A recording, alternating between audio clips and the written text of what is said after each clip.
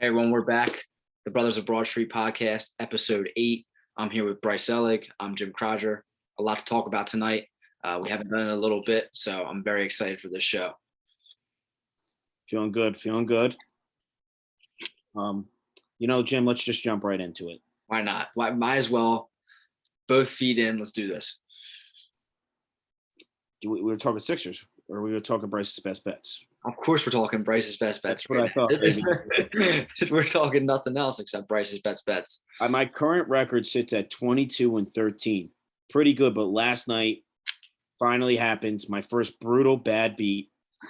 I had Sixers -4 first half. I thought for sure it was a lock. They were looking great, and they started tailing off at the end. And then, of course, they were up. Actually, they were up 10 points with a little less than a minute left.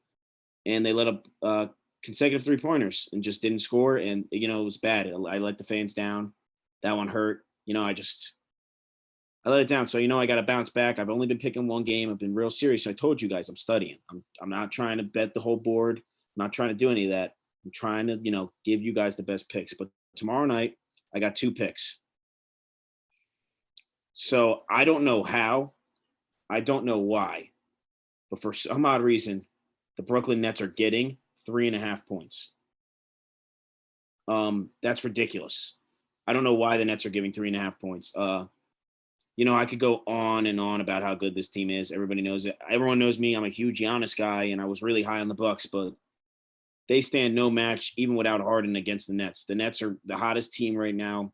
I mean, they're blowing them out. Literally blowing them out. Giannis has no answer. Blake Griffin is playing like he's just fast. I mean, he just backtracked 6 years. He can dunk now. He did the definition of rewinding the clock. Yeah. Something against Giannis?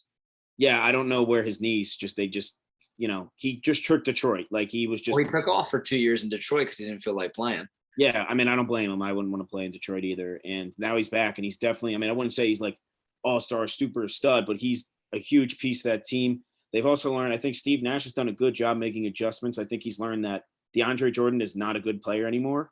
So he hasn't been playing at all, and they've been playing Bruce Brown, and he has been a real sleeper. That guy does not miss a shot. I know he shoots point blank, layups, floaters, whatever, but he hits them, and he plays good defense, and he brings a lot of heart.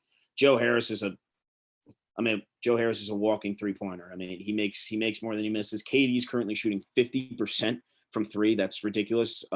90 right now.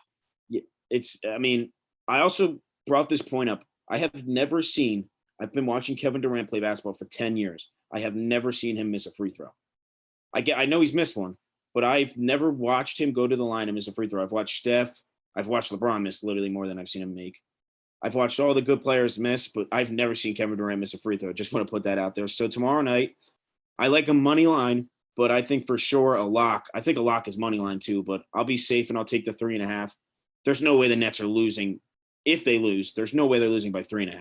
I mean, get that now because I feel like people will really bet them. I mean, people for some odd reason, it's like one of those things they're kind of convincing themselves. Milwaukee might pick up a game at they might pick up a game at home, but I just don't think this series. I was high on this series going at least 6 games, maybe even 7. I think the Nets clean sweep.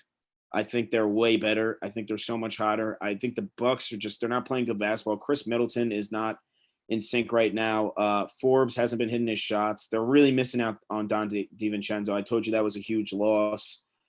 He's huge on defense. He's athletic. He grabs rebounds. Their bench is missing him. Bobby Portis is playing really, really bad. I mean, the Nets just have him outmatched. It's plain and simple. I see a sweep tomorrow night for sure. 3.5. Even bet him a little bit money line, but my lock is 3.5. And for the next game, Utah Jazz versus Clippers. Now, this pick is going to also be a little bit of a surprise. The Utah Jazz are giving 3, which is understandable. I get that. They're home. They won last night, but the Clippers let that game slip away. They had that game won. They were up 12 points. They were playing well, and they just let the game slip. Now, I mean, I get they probably don't have any much momentum going on right now, but I'm confident in Kawhi Leonard. I'm confident that they made a mistake. I think they realized it. Marquise Morris or Marcus, whatever Morris is over there, has to stop shooting the ball. Like Kawhi has to stop passing him the ball. He reminds me of Jay Crowder. He just shoots the ball all the time, and he's just not any good. Like, they need to stop shooting that. They need to keep Rondo in, Patrick Beverly. should not play 1 minute along with Luke Kennard. They shouldn't be in the game. They need to keep Paul George, Kawhi. They need to keep that like tandem together. They need to get Nicholas Batum in. Zubac should be getting more playing time. If they stick to that strategy. They need to shoot inside. They also have to get Gobert into a little bit of foul trouble. I mean, he came up huge at the end of the game and blocked that shot for them to win. But I have a feeling the Clippers come in and sneak in and win. I like a money line tomorrow. You could take them the +3, which obviously I like a lot, but I really like a money line tomorrow. I think the Clippers, I think they have momentum. I really do, even though they lost. I get that, but I think Paul George has a lot on his back. He's obviously, played very bad in the playoffs over, his span with the Clippers. But I don't think the Jazz match up great against this team. I think Kawhi can pull out a dub, and that's my pick for them. It's really not much more into it. I just don't see the Clippers going down 2-0 in this series. I just don't. I think they pull out a win, and I guess we'll see what happens. But I'm confident in them. I think they definitely win the game. Yeah, that was my one question for you before you just brought it up was, yes, you're confident in Kawhi Leonard. I mean, I'm a fan of Kawhi Leonard. I know he's always going to show up. But how confident are you in Paul George? Because this man does not show up in the playoffs, and he continues to prove it game in and game out. I mean, yeah, he dropped 20 points in game 1, but he was awful statistically. No, 100. And that hurts. And, when you talk about how – sorry to cut you off, but when you talk about how, Clippers let that game slip away, which they did, I think that Paul George was a big factor in that. I mean, because Kawhi, you need a second star in this league, and Kawhi can't do it all by himself. He's passing the ball to Marcus Morris, hoping that Morris can put up a shot. Rondo can't shoot. Rondo's doing his best facilitating the offense, but Paul George has not been that guy to help out Kawhi. My big key also in this game is that Donovan Mitchell dropped 45 points. Obviously, a wonderful performance. He's a great player, but there's going to be changes. Kawhi is going to assert himself and say, I want Mitchell. I don't see Mitchell scoring 45 points. I mind you, he scored 45 points and they only won by 3 points. I mean, think about it. When players score 45 points, they, most of the time you're thinking blowout. You're thinking blowout. It took everything. It took every little bit of the Utah Jazz to come back and win that game, which is grit. I like that. They're a gritty team. They came back and they won. They're a weird 1 seed, Jim. They're not like, they've got superstar players, but they're not superstar players. You know what I mean? They don't have like a Kawhi or a LeBron or, they don't have that type of player. Mitchell's a great player and Gobert's a great player, but they're not transcendent superstars. Yeah, they're not standouts. So the rest of their team hasn't, they've got great players. Ingles, Bogdanovich is a huge player for that team. He's got to pick it up, but I just don't see it. I think Kawhi steps up. I think he plays great defense against Mitchell. I expect Mitchell not to nearly have 45 points. I won't even expect him to honestly break 30 points. I think Kawhi locks him up. I think they for sure get a win tomorrow. For sure. And they're sending it back 1-1. I'm feeling good about that. I am. All right. Yeah, no, I agree with you with your bets 90% of the time. I was just, how confident are you in Paul George to step up and help? Because Kawhi is going to need Paul George for this game too, victory. Like Kawhi won't be able to go out there and do it himself. Especially after, these guys have played 8 games in the last 18 days. The Clippers are tired, no matter what anyone wants to say. They're tired. They're 1,000% tired. They're very, very tired. And, going into Utah, it's not like it's an easy place to play at. And Utah did have the best record this year. So, they are a solid team. But it's going to come down to, can Paul George step up and help out Kawhi? Because you know what Kawhi's going to give you. You know what playoff Rondo is going to give you. Like, you know what these guys are going to give you. So, as long as you're feeling confident in the bet, I'm feeling confident in the bet. Yeah, I like the Clippers a lot. I think for sure. I like actually was like rubbing my eyes. I don't understand how a team like the Nets, who are just so much better than the Bucks right now, can be getting 3.5. That's ridiculous to me. Because what they're thinking is, you go back to Milwaukee.